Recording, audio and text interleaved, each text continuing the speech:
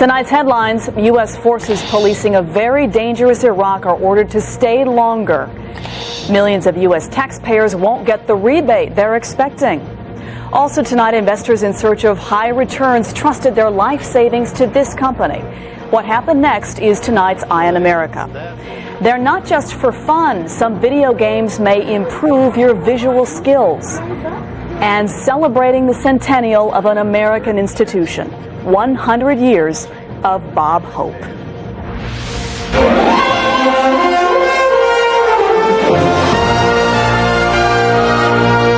This is the CBS Evening News with Dan Rather.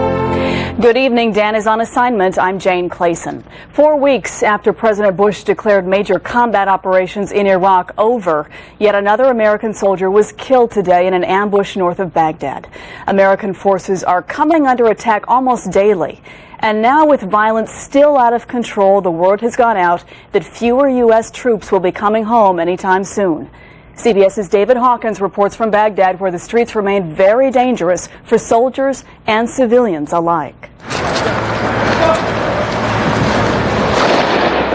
Fuses are short following a spate of attacks on American soldiers here. At least 9 have been killed so far this week. In Baghdad, a night patrol strictly enforces the 11 p.m. curfew. It's just after 11:30. The Iraqis complain that they heard on the radio the curfew had been pushed back to 1 a.m. Yep, it's your car. Right. But it doesn't do them any good. Okay, thank you. You walk. Although a lot of Iraqis are happy to have the Americans hanging around, most are also frustrated or angry. Some by the soldiers' slow progress in restoring order, others by the fact that they're still here. I heard you learned how to ride your bike without training wheels, too. Many of the U.S. soldiers who fought and won the war had hoped they'd be long gone by now, too. I just got to talk to my daughter on the phone. She was in tears, I was in tears. I'm ready to go home. The soldiers of the 3rd Infantry Division fought their way into Baghdad more than 6 weeks ago, but some of them have been away from home for more than 6 months. Their replacements from the 1st Armored Division have been told they'll be here a year. Elements of the 3rd Infantry Division are leaving Baghdad, but they're not going home. They're headed to Fallujah, where 2 U.S. soldiers were killed in an ambush on Tuesday. It's an anti-American hotspot and a pro-Saddam stronghold. We will apply all the necessary combat power to make sure that that opposition is removed. While it took far fewer troops than many thought necessary to win the war, it's taking a lot more soldiers than the Pentagon planned for to keep the peace. David Hawkins, CBS News, Baghdad. The man in charge of keeping the peace is General William Wallace, the top U.S. Army commander in Iraq. He told CBS News correspondent David Martin today about the challenge his forces are now facing.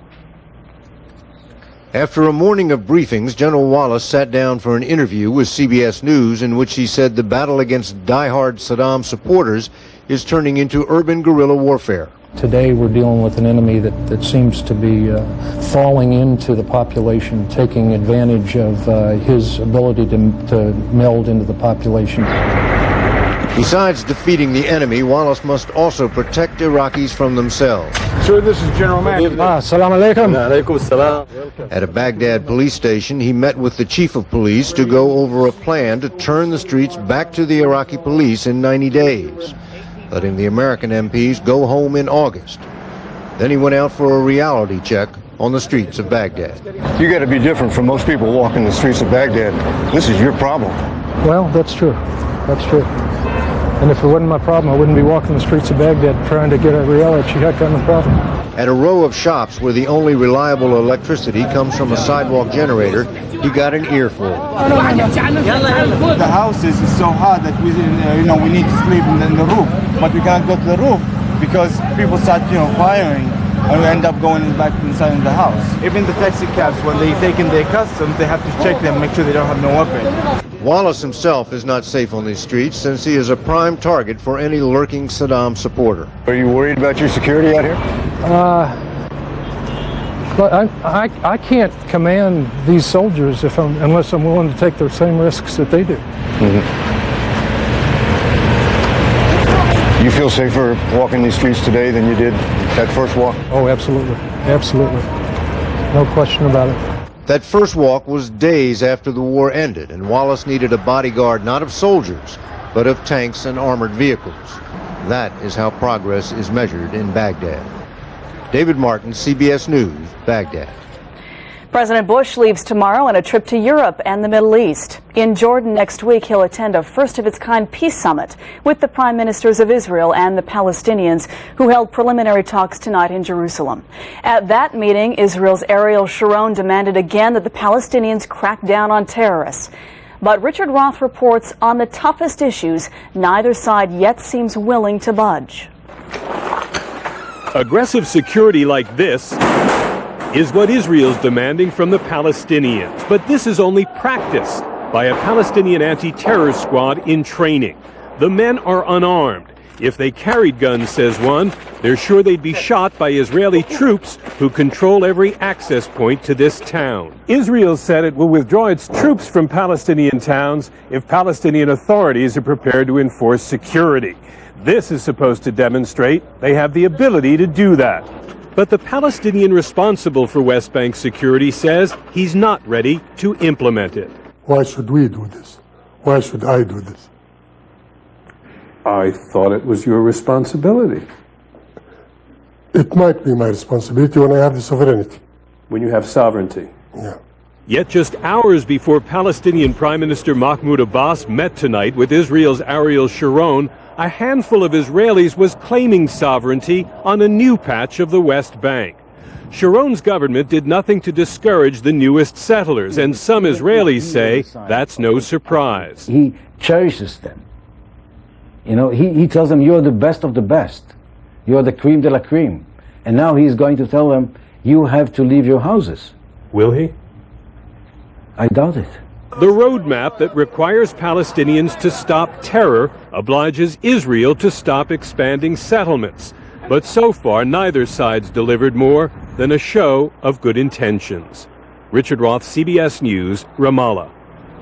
In this country, sources tell CBS News the Department of Homeland Security may soon lower the terror threat level, possibly as early as tomorrow.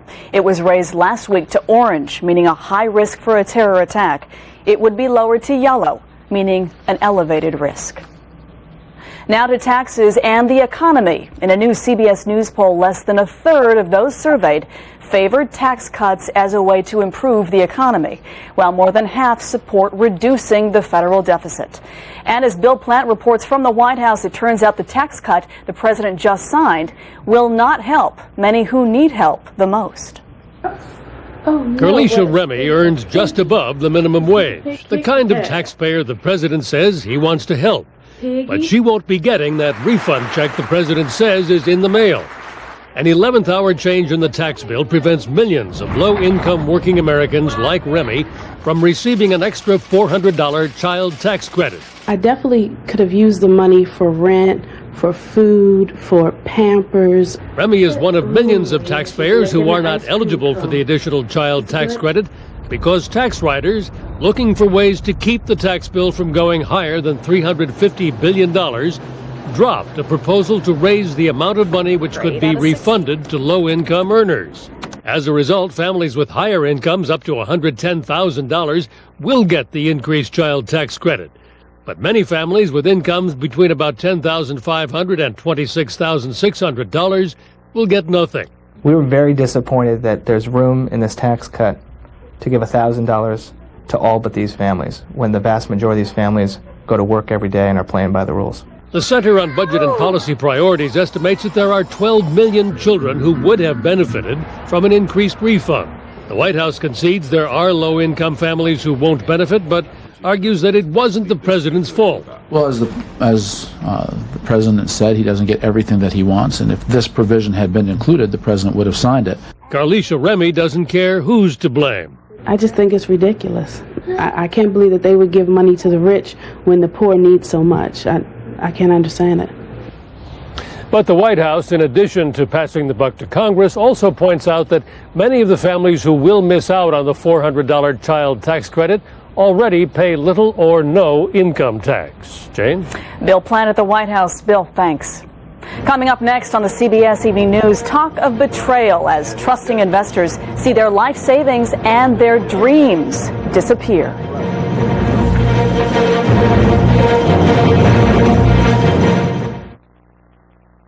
We do several hundred septic system repairs a year. If your septic system fails, you're going to run into several problems. It will either back up into the yard, into the house. I would recommend you use Rid-X once a month. It is cheaper to maintain your septic system, a lot cheaper. In the old days, athlete's foot meant using Lotrimin AF or Tenactin for 4 whole weeks. Who does that? Today, Lamisil AT kills the fungus with just 1 week's use. And keeps you athlete's foot free for 3 months. Lamisil AT. There's no better way to cure athlete's foot. Great. Hi. Okay, got the hors d'oeuvres happening. You want something to eat? Really glad we came. I wonder if Deb is here. Hey, Deb! Don't these look yummy? I made them myself. You just have to try one. It'll give you heartburn so bad it'll melt the buttons right off your shirt. It's different for people with acid reflux disease. And all that acid reflux may have puckered the lining of your esophagus. You should ask your doctor about the purple pill called Nexium. And these are sure to send you home early. For many people, with 1 prescription Nexium daily, heartburn goes away and stays away. And could keep you up all night. And Nexium Relief goes deeper to heal erosions in the esophagus acid reflux can cause. So you don't just feel better, you are better. Other serious stomach conditions may still exist. Talk to your doctor. Nexium has a low occurrence of side effects, including headache, diarrhea, and abdominal pain. Don't let acid reflux spoil the party. Dip? Relief, healing, Nexium. Oh, look, it's the guy who falls. Fall now. Oh, I don't really do that anymore. It's not like I got that insurance. What insurance? Aflac. They pay you cash if you can't work when you get hurt. Not that I ever do. Aisle 5 under lingerie. Price check. Aflac.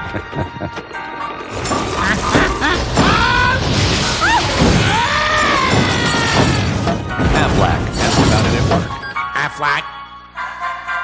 You know what I love, Pollen? Allergy medicines that don't last very long. Yeah, ragweed. They make it easy to make them suffer. One dose of most allergy medicines doesn't work as long as you want, but just one Allegra 180 lasts up to 4 times longer than most OTC allergy medicines. Allegra just made life as an allergen tougher. For people 12 and over, side effects are low and may include headache, cold, or back pain. For your seasonal allergy symptoms, ask your doctor about Allegra. So when does our Allegra quit working? Maybe when allergy season's over? Allegra, the relief goes on.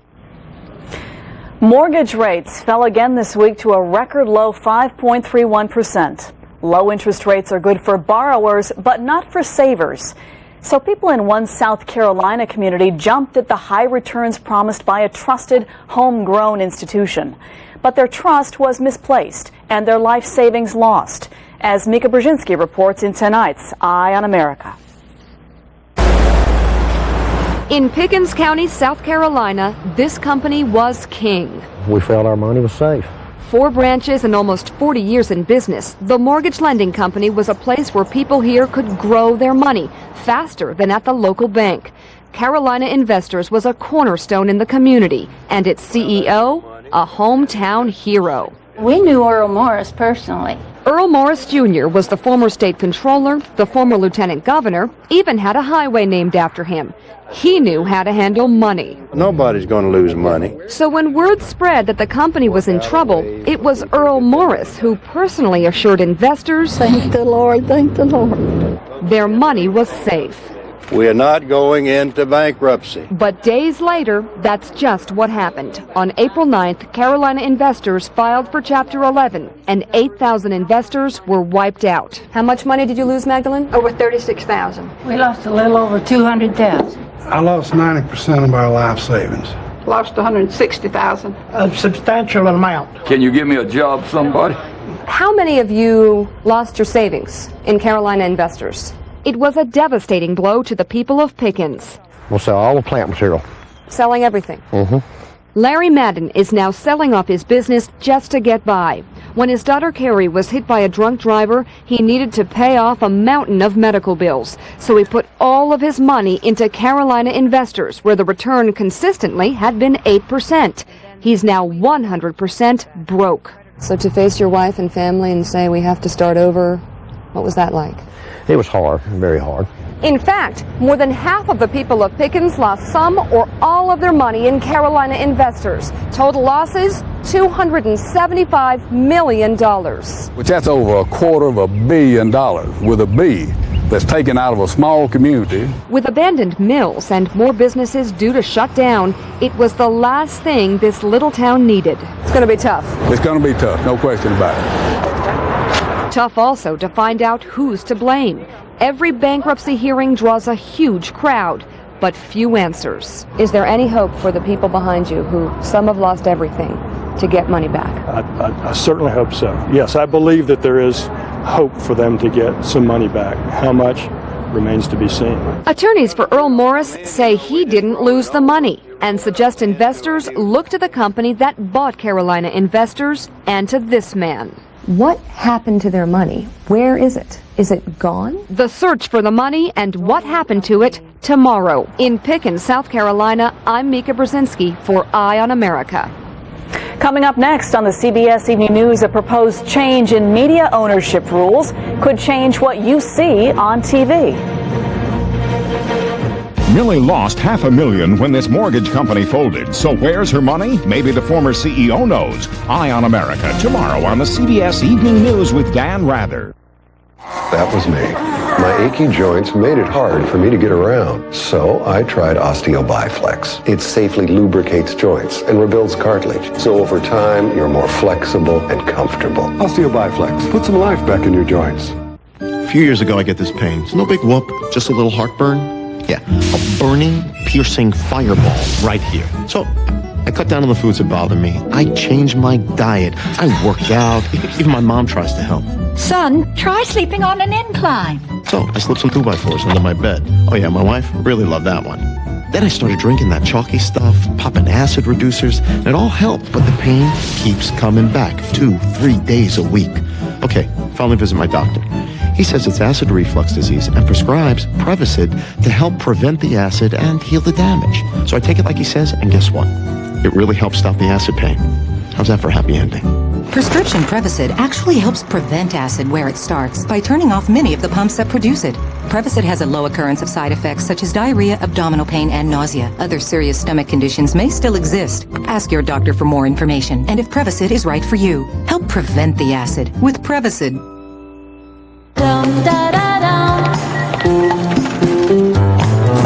New Lemon Twist V8 juice has a refreshing squeeze of lemon.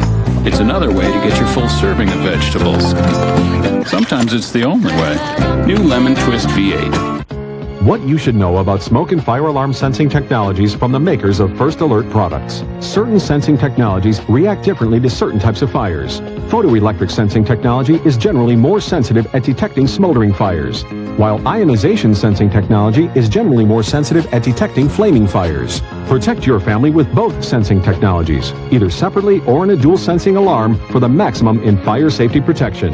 Learn more at firstalert.com. Family first, safety always. Every day for thousands of years, Old Faithful has been, well, faithful. You can almost set your watch by it. What causes it to stay so regular?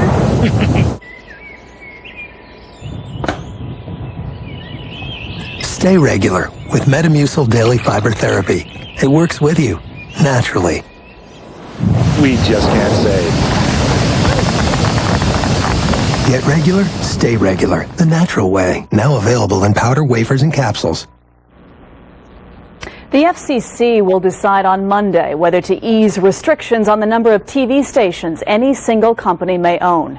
With big money at stake, media giants, including Viacom, the parent company of CBS News, have been lobbying the FCC to do this. But as CBS News correspondent Wyatt Andrews reports, critics say easing the restrictions could have a negative impact on local TV news. America back on high alert for terrorism tonight. Take a quick look around. Are you on your way back to Burbank? This bustling LA newsroom, and it's hard to see the threat to American democracy. Remember what they did with you now. The threat, some critics say, comes from giant media ownership. Last year, Viacom, the company that owns CBS and CBS News, merged the news departments at its two Los Angeles TV stations, KCBS and KCAL. It isn't alone. NBC is also merging its local news operations in LA, as is Fox. We lose something. We lose different points of view. Gene Kimmelman from Consumers Union calls the mergers a hint of what could happen if the FCC relaxes the rules on media ownership. The key changes would allow one company to own 3 TV stations in America's largest cities, 2 TV stations in many other cities, and would raise the total number of stations a single company could own. In more places, one company could also own a TV station plus a newspaper. Here is the concern. If the biggest media companies in America buy up more local television stations, they could also merge the local news. Fewer and fewer companies would then be in charge of the content and the quality of the news. Citizens lose that ability to choose, that variety and diversity of points of view. That's what democracy is all about. The networks, including Viacom, are behind the rule changes. It's just time to decide. But so is FCC Chairman Michael Powell. Powell says the current ownership rules, some written in the 40s, protected the public when only 3 TV networks ruled the air. I am the king in my castle. But are outdated, he says, in this era of cable and satellite. 86% of Americans now watch cable television with upwards of 60 to 100 to 200 to 500 channels. I can push that button and move from the ABC-controlled product to a product owned by an independent company if I choose. Now, let's switch back to L.A. But this is all both Channel 2 and Channel 9. Yes. Where news director Nancy Gonzalez argues that after the merger, both stations got better. We have more crews, we have more editors, we have more writers than either station ever had. But even if she's right, watch this glimpse of the media future. Watch as reporter Laura McLaughlin files a report for Channel 9 and later refiles the report for Channel 2. We get those winds kicking up as... You can change the channel in LA, but sometimes find the content, people, and the owners will be the same. Wyatt Andrews, CBS News, Los Angeles. As Wyatt said, the original FCC rules date back to long before a new use would be discovered for the television set: video games. The games have been accused of making children who play them more violent, but now a new study finds video games can also have a positive impact. Action video games like Grand Theft Auto and Counter-Strike. Researchers at the University of Rochester found that young adults who play them are 30 to 50% more aware of what's happening around them in the real world. The games in which players take aim at moving targets seem to increase the ability of the brain to identify objects, to change the focus of attention rapidly, and to track many items at the same time. The study suggests these visual skills could make video game players better drivers. The video games might also be used as therapy for stroke victims. The benefits come from the more violent video games involving attacks on a target. Other types of action games, which focus more on strategy or role-playing, don't develop the same visual skills. Coming up next on the CBS Evening News, 100 Years of Memories. And you can thank Bob Hope. The 2003 Chevy Trailblazer and Trailblazer EXT. You can take them just about anywhere with confidence, inside and out. Now, get 0% APR for 60 months on every 2003 Chevy Trailblazer and Trailblazer EXT. See your local Chevy dealer today. It started on Bartlett Street in Brooklyn 154 years ago, an original American company. And today, Pfizer is still discovering and developing new medicines. Pfizer was there in World War II with a breakthrough in penicillin production when no one else could make enough penicillin for our soldiers. Today, Pfizer still leads the way in antibiotics, and new Pfizer medicines treat diabetes, manage depression, and ease arthritis pain. Now, Pfizer's meeting another great challenge, helping people in need get the medicines they need. Programs like the Pfizer for Living Share Card can help seniors in need get a Pfizer prescription for only $15 a month. And where do many of these medicines come from? Right here on Bartlett Street, where Pfizer started over 150 years ago. Meeting humanity's greatest challenges That's the heritage of an original American company called Pfizer. I remember when the doctors told us, it felt like our entire future got compressed into just a year. But we found out that we could get money ahead of time from Jim's insurance. We paid off the house and we set up trust funds for the kids. We took a vacation. That was a trip of a lifetime. Insurance from Mutual of Omaha. For what really matters in life. Begin today. I don't have the greatest soil here, and the topsoil you buy isn't much better. But this is Miracle Grow Garden Soil. Premium organic materials plus Miracle Grow plant food mixed in. Look at the difference it makes. Amazing. I love broccoli, peppers, garbanzos. So why didn't you get any? I'm worried they'll give me gas. Ever try Beano? You take it before you eat to help prevent gas. You take Beano? Are you kidding? Take Beano before, and there'll be no gas. It's an amazing story of fear, survival, and eventually escape. Two Dixon County men tell us how they got away from a jail escapee tonight on News Channel 5 at 6. You've probably heard by now, Bob Hope turned 100 today, celebrating quietly at his suburban Los Angeles home. In Hollywood, a public commemoration, the corner of Hollywood and Vine was renamed Bob Hope Square. Overhead, vintage World War II planes saluted the only man that Congress has ever named an honorary U.S. veteran. Richard Schlesinger reports on a century of hope. All right, let's hear it for him, Bob Hope. Think about it. When Bob Hope was born 100 years ago, he predated the four major institutions that made him a star: radio, television, movies, and world wars. Some moon. Some moon. Some bench. Some bench. Some grass. Some grass. Some dew. I don't. It was World War II that provided the first stages for his trademark USO shows. Nice to be here, Don Kane. Udapow. Kodiak. I don't know where the hell we are, but I'm happy. And he visited U.S. troops in almost every major conflict of the 20th century. No, I have real good news for you. I want to tell you guys the country's behind you 50%. The shows were a little theater of the absurd in the theater of operations. You know, this isn't such a bad part. What the hell is all that firing over there? General, will you call off this war while we're on, please? I just want you boys to see what you're fighting for, that's all. Back then, Patty Thomas was part of the show. Now she's part of the 100th birthday celebration. He made them happy. He made them laugh. Made them laugh so hard they were crying, some of them. Mini skirts are bigger than ever. Even some of the fellas are wearing them. Don't laugh. If you'd have thought of it, you wouldn't be here.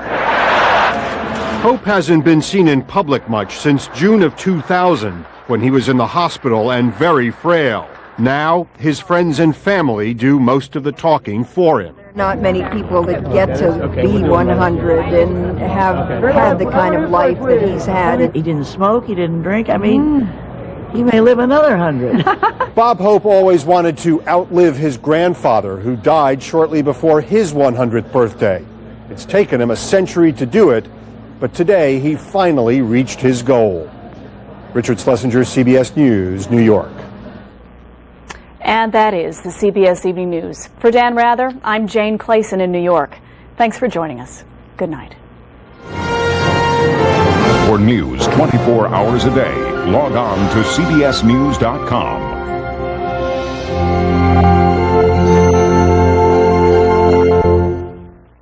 Millie's $500,000 gone? Eye on America investigates tomorrow. Experience CBS. From your news and information leader.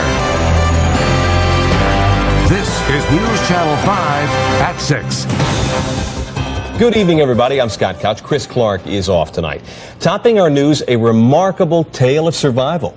Two Dixon County men kidnapped by a jail escapee and driven to the other end of the state are talking about their ordeal. A father and son who feared for their lives tell News Channel 5's Nick Barris how they managed to get away.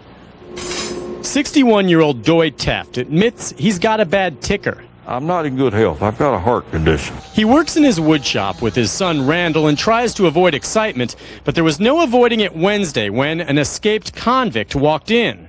It scared the heck out of me. I'll tell you what I think. I was looking down the barrel of that great big gun. Dennis Palmer had overpowered a Dixon County deputy and taken his gun. With police hot on his tail, Palmer ducked into Doy's workshop.